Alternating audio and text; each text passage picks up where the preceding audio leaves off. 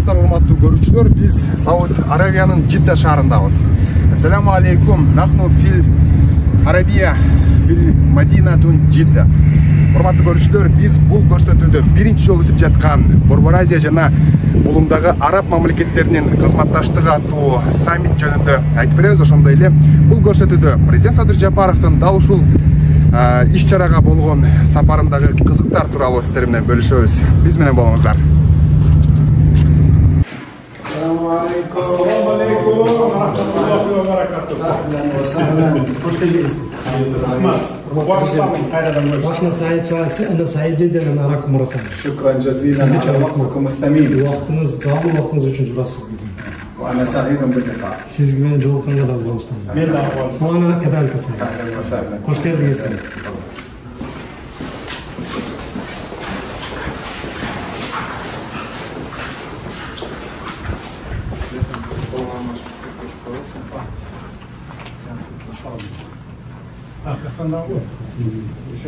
اوكي.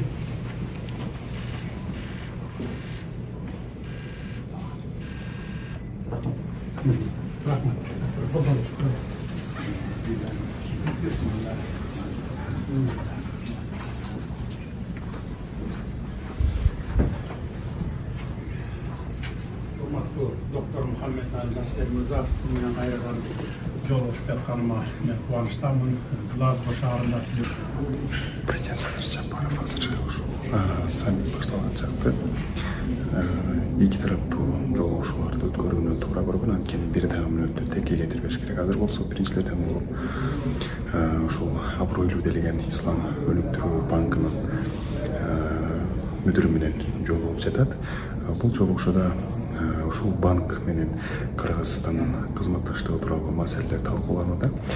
Саммит башталганга чейин дагы президент Садыр Жапаров дагы ушундай маанилүү делеген 3 эки тараптуу жолугушууну өткөрүүнү мерчемдеп жатат.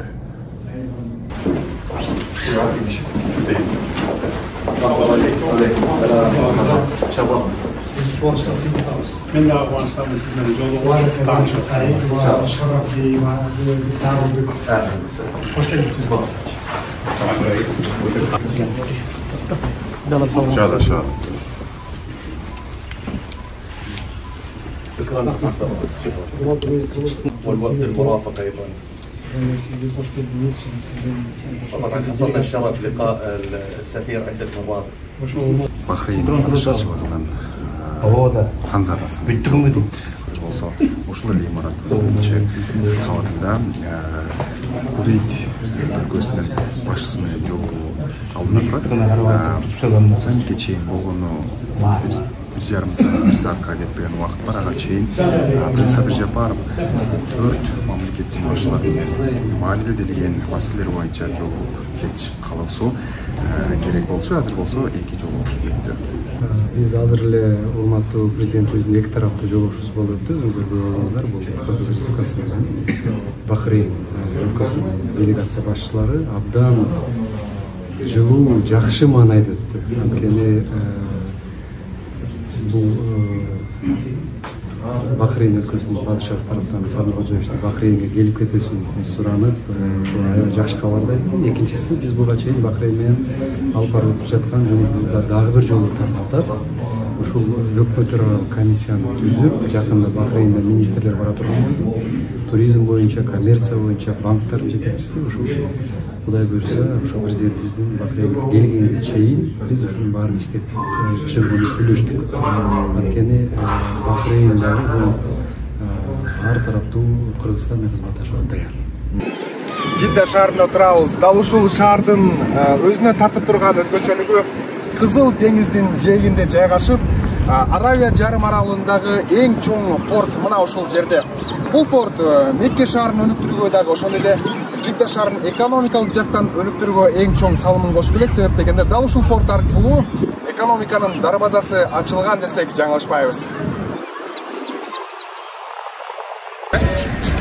Жиддада негизи күндүн ысыгы күн аптабы 48-50 градуска чейин чыгып кеткен күндүзү. Эми кечкирип ушинтип күн батып бара жатканда элдердин баардыгы 48-50 чыгат. Өзүңүздөр көргөндөй эч кандай элдин жай баракат турмушун ушундан билиңиз, баардыгы келип ушундай жер төшөктөрдү салып, үй-бүлөсү менен бала чакасы менен келип ушул жерге отурушат экен дагы. Жиддада жашоо кечки 8-9-дан кийин башталат десек жаңылышпайбыз. Сауд Арабияда өзүңүздөр билгендей бул падышалык башкарууда, ошон үчүн баягы бийлик атадан балага мурас катары калат. Ал эми бул жерде да мисалы банкнотторун карайлык, акчаларында дагы өзүңүздөр көргөндөй бул жерде ушул королдун сүрөтү. Эми Сауд Арабиянын акчасы жөнүндө айта кете турган болсок, маселен бул жерде так. Бул 10 дирхам, 200 дирхам экен, 10 дирхам. 10 дирхам биздин Кыргызстандын сому менен болжолдуу бир 220-230 сомдун тегерегинде болот. Эми 10 дирхамга эмне келет, азыр карап көрөлү. Дагы бир нерсе айта кетсем, арабтарда бизде мисалы улуттук тамак 5 бармак же улуттук суусундук шора болсо, Арабияда улуттук суусундук кофе. Кадимки эле кофени аябай мындай мартабалуу конокко биринчи кофе беришет. Андан кийин өздөрүнүн баягы улуттук тамактары болгон шаурма жана башка тамактарды беришет. Азыр биз 10 дирхамды эмне келет көрөбүз. Ассаламу алейкум. Кофе.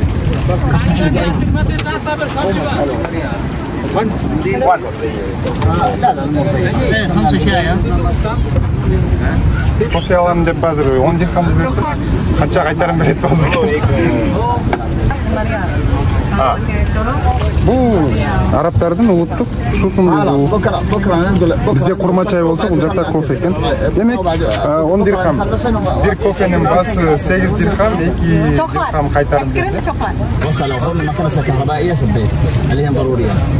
Майдан нерселерди көп кошушат экен. Шукран кабир. 5 شاي 2 سكر. اهلا وسهلا. شاي ترقيمه. يا صاحبي. Арабтардын кофеси деп аябай айтып калышат. Дегустация кылып көрөйүн. Бисмилlah.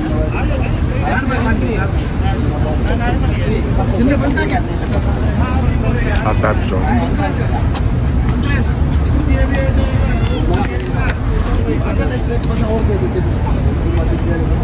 Дамы эмнеге окшош экен?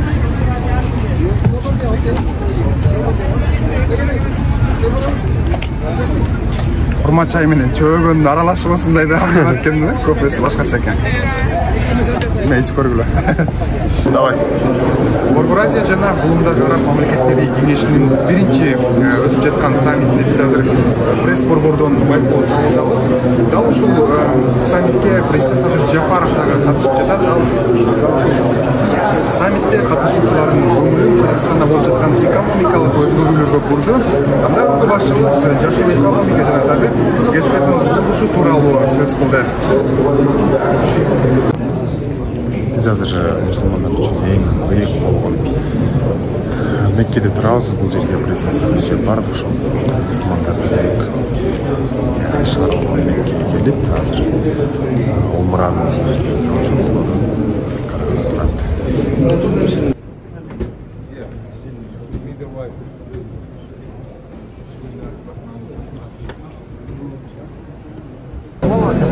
Müslümanlardan büyük jay olan büyük Ka'banın aldынан эксклюзивдүү кадрлар.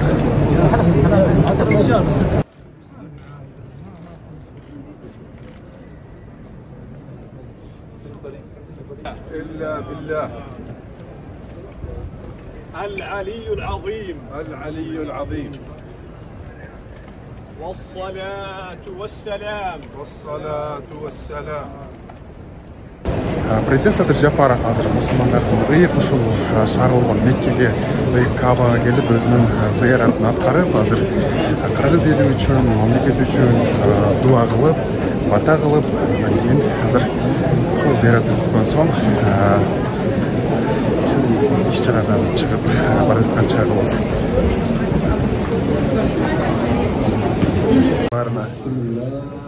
келдіңіз. Айжигит аттым. Азизидің умрасы кабыл болсын. Чоң рахмат. Бул ошондо умра кылгандан кийин чачты. Өзү мындай алып коет кыскыла. Бирок эми мындай алып койсо да болот. Мындай бул дагы өтө берет, Бул өтөт. Эгер мындай биз кичинекейибиздегидей кылып жанагындай таз кылып алдырып салса өтө жакшы анда. Анда ажылыкта ушундай кылсаң болот. Ажылыкта, Азыр ушундай. Эреже боюнча ушундай, Жок, эми бул баягы бизге окшоп иштегендерге, мысы жуштан уялгандарга, айрыкча элчилерге. мен былтыр кырдыргам Дипломаттарга. Мысы кылып. Калпакка жүрө берең биякчы. Түшүндүм. Өстүрүп коюн деген экенсиз да? Ооба, сен деле азыр калсаң кырдырып койсоң болот. Умраң кабыл болсун. Чоң рахмат. Бар болуңуз, сиз дагы ишиңизге ийгилик. Алла разы болсун да, жакшы абартаган кабыл дагы көп чакырсын бияка. Амин. Чоң рахмат. Бар болуңуз.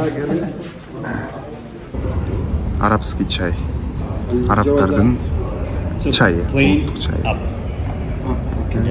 الجوازات الجوازات هل الجوازات اخ عظمات Good. Башкача экен. عندكم شاحن ايفون؟ ممكن في المكتب والله Бул жана биздики эме чай чөпкө окшош экен. قهوة Yes. Now. Та бирөөнү койдуруп ичип атам. Шүкран кабинет.